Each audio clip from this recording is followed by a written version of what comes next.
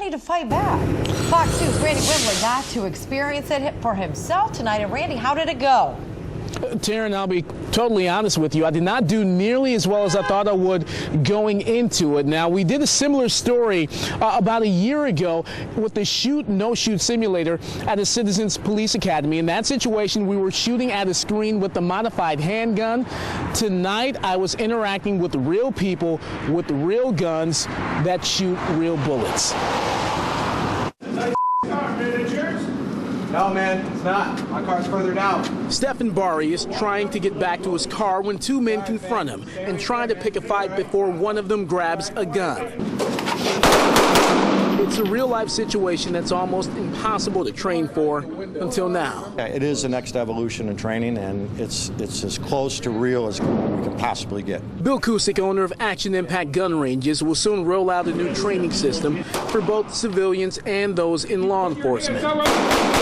The trainees and actors use real guns loaded with real bullets and get a feel for what it's like to be in a real gunfight. For me, even having a ton of shooting experience, right, some of it, I don't want to say goes out the window, but in a stress scenario, you kind of stop thinking about all that. And that's where stress kills.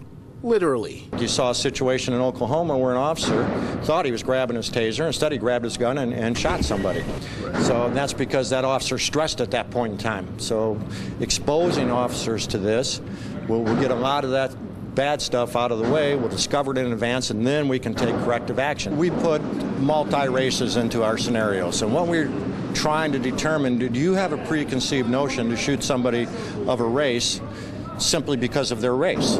And if we can identify some of those biases, as you referred to them, then we can correct them. Even though a ballistic wall separates the trainee and actors, they're still able to come face to face, engage one another, and if it comes to it, use their guns. One thing to stand on the range and shoot at a target, but when you're confronted with a person and your brain is going, you're thinking, you're talking, it's a whole different scenario. I went through 3 scenarios. The first 2 I tried to duck behind cover when the actor went for his gun.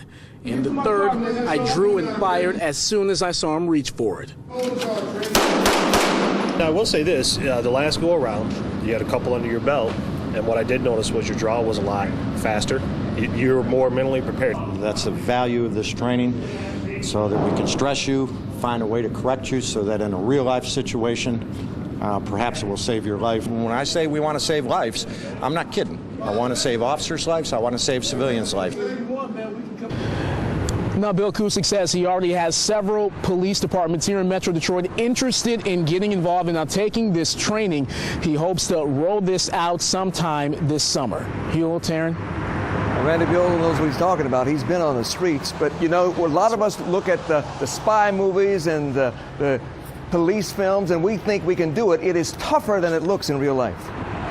A lot tougher than it looks in real life. In fact, Bill Cusick, he told me some stories and seeing police officers do some of this training and surprised at times at how poorly at times many of them performed in how they operated under this kind of pressure, under this kind of stress. So he says this is something that's really needed to really up the game of police officers and also of civilians who choose to carry weapons. Absolutely. Split-second decisions that could be life and death. All right, Randy, thank you.